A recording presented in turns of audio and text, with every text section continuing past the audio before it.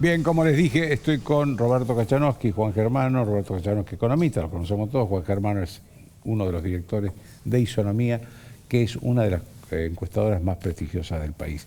Juan, para empezar, a ver, decir cómo está el presidente y cómo está la sociedad con respecto a la economía.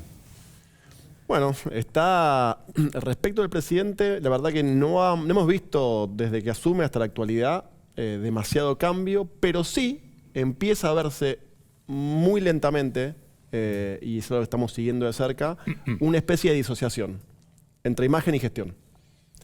Normalmente Argentina no se... Él tiene mejor imagen que la gestión. Exactamente. Empieza a verse un poquito el de mejor imagen que su gestión. Y normalmente en Argentina esos son números que van de la mano, van siempre muy, muy parecidos. Algún dirigente muy particular puede haber tenido alguna diferencia cuando está en gestión, por supuesto. Entonces ahí me parece que empieza a haber un pequeño llamado de atención. Tendrá que ver un poco con el contexto, tendrá que ver con, se proliferan ciertas peleas en el gobierno, digamos, ese cierto orden que históricamente tenía en términos de comunicación a veces parece un poquito desfasado, y me parece que tiene más que ver con eso. Entonces, hay algo ahí que diría es una pequeña alarma, no grave, pero sí una alarma al fin.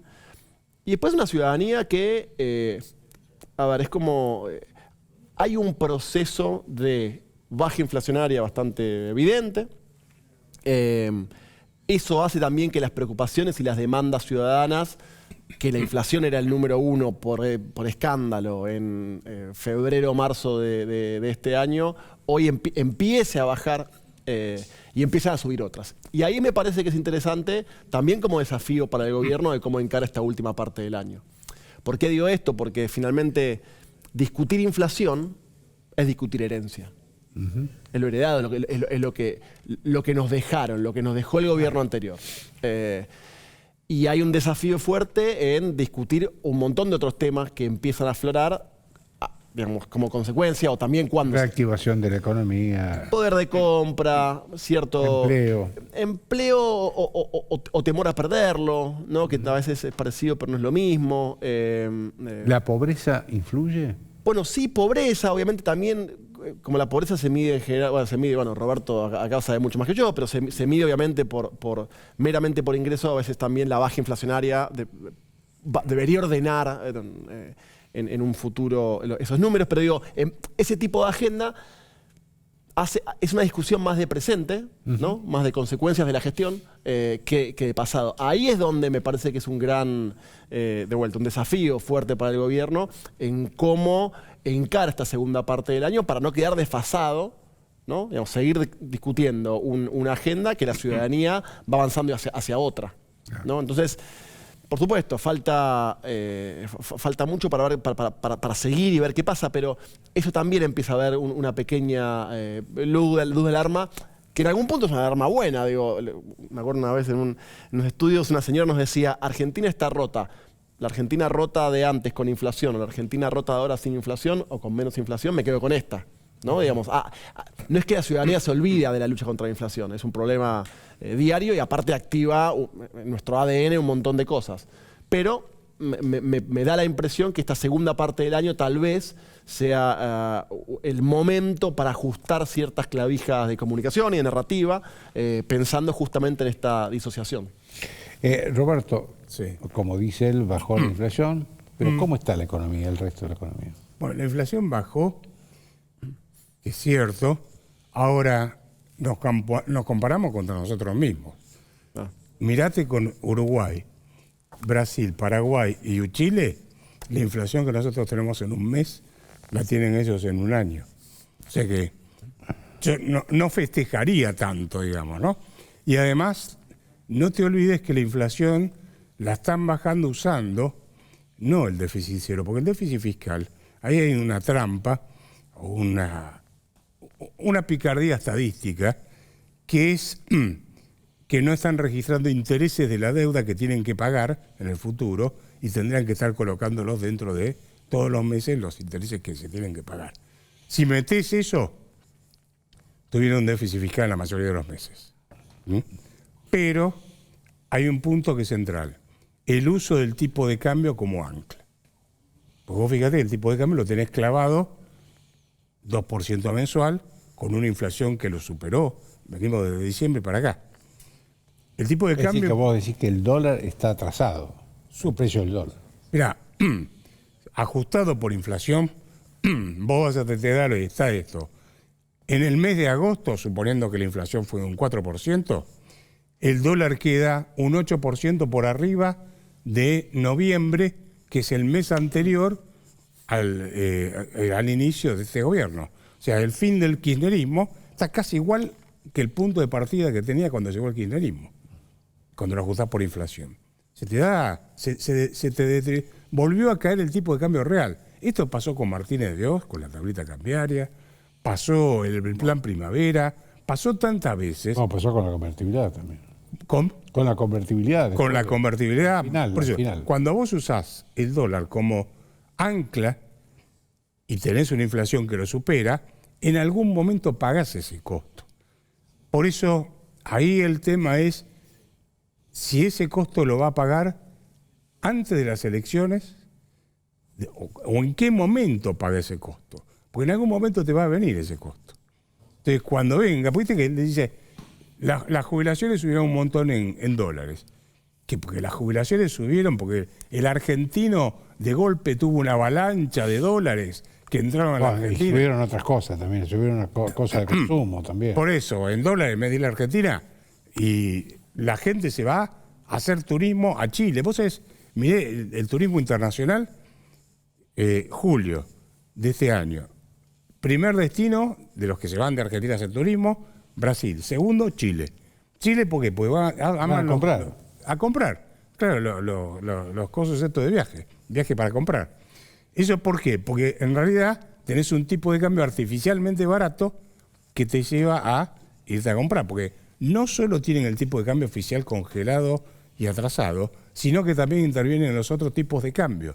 En el contado con liqui, lo que llaman los dólares libres. Uh-huh. Eso vas a pagar el costo en algún momento. Ahí el gran interrogante es ¿cuándo? ¿Sí? Bueno, a ver, sobre eso le quiero preguntar algo a Juan. Yo vi unas encuestas que dice que en la provincia de Buenos Aires, si el año próximo va La Libertad Avanza y PRO juntos, están empatando con el peronismo, no puedo creer. No sé, todavía nosotros no falta mucho para medir opinión pública. ¿Te parece posible eso? Bueno, obviamente que hay una gran... es muy importante ver la fragmentación de la oferta, como siempre, en la provincia y a nivel bueno, en cada una de las provincias que tengamos. Me parece que vamos a tener diversas ofertas, ¿no? Entonces, ahí no es menor qué hace PRO, qué hace Libertad Avanza, ¿no? Por separado, juntos, qué hace radicalismo. Digo, venimos de, digamos, 20 años, si se quiere, 2003, 2023, en donde lo que ordenó la política argentina fue kirchnerismo-macrismo, claro, ¿no? Digamos, a 2015 con la creación formalmente de Cambiemos, después la evolución a Juntos por el Cambio, digo, pero ahí como que ordenó a una parte electoral. Entonces, siendo la provincia de Buenos Aires, es interesante porque hubo un votante que votó por Libertad Avanza, te diría, en paso en general y en segunda vuelta. Que no es literalmente así, pero para que se entienda, 17 años, un chico que vive en un hogar peronista, Loma de Zamora, Avellaneda, lugar donde históricamente al peronismo le fue bien, que apostó por Milei, ganó y lo votó convencido. También es cierto que hay una parte de esos votantes que no es que son peronistas, yo no diría que son peronistas, pero en zonas donde históricamente el peronismo le fue bien, que en el proceso de la gestión le fue costando la gestión, le fue doliendo. Y también se alejaron, no se acercaron al kirchnerismo de vuelta. Entonces, hoy lo que yo veo, no sé si quién gana o quién pierde, digo, lo que yo veo es un enorme vacío de representación política para una parte del electorado. Porque del mismo modo que uno mira los números de Milei, encuentra que ha perdido a una partecita de ese votante. Pero no se fue a ningún lado. No, hoy está absolutamente vacante, pero ¿por qué? Primero porque encuentra que el resto de las opciones ni electorales, políticas, hoy por hoy, yo diría, no terminan de convencerlo.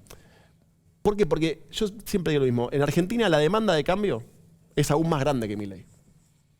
Digo, el 90% de los argentinos quieren un cambio radical en Argentina. Dicho de otra manera, quieren salir como sea del status quo. ¿Esto significa que aprueban todo lo que hace Milei? No, para nada. Ahora, quieren un montón de otras cosas. Lo que no quieren es conservadurismo, lo que no quieren es status quo. Y me parece que... ni volver a lo Bueno, anterior. me parece que hoy una parte de la oposición al gobierno, hablo de una parte del peronismo, inclusive una parte del radicalismo, creo que le cuesta mucho correrse de algunos, diría hasta por inercia, de lugares de defensa de cosas obtenidas, de defensa de instituciones históricas, de defensa de temáticas, que la ciudadanía está desesperada por salir. Entonces yo digo, se vuelven conservadores.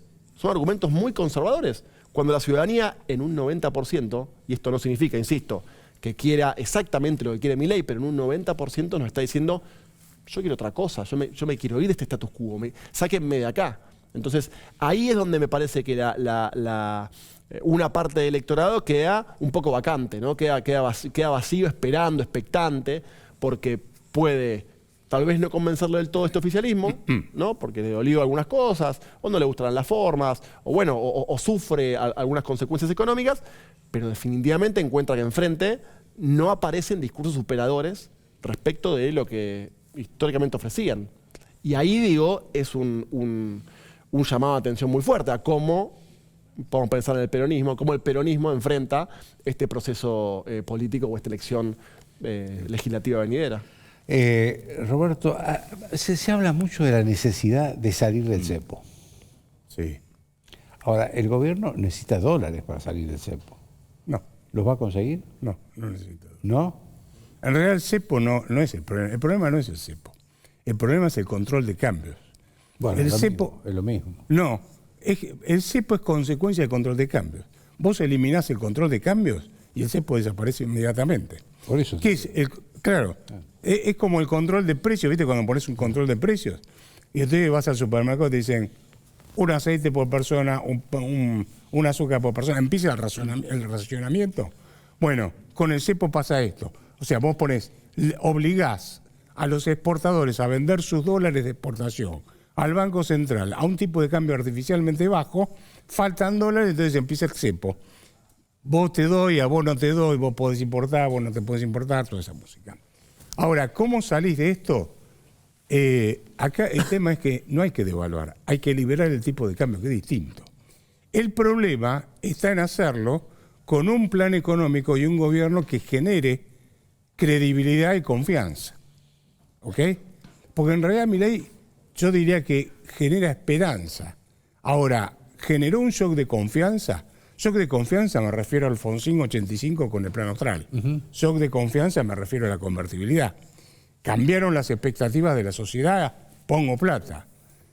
Yo por lo que veo hay esperanza. Que la esperanza es, yo no sé si esto va a funcionar bien o no, pero bueno, Dios quiera que funcione, veamos qué pasa con este outsider, cosas por el estilo.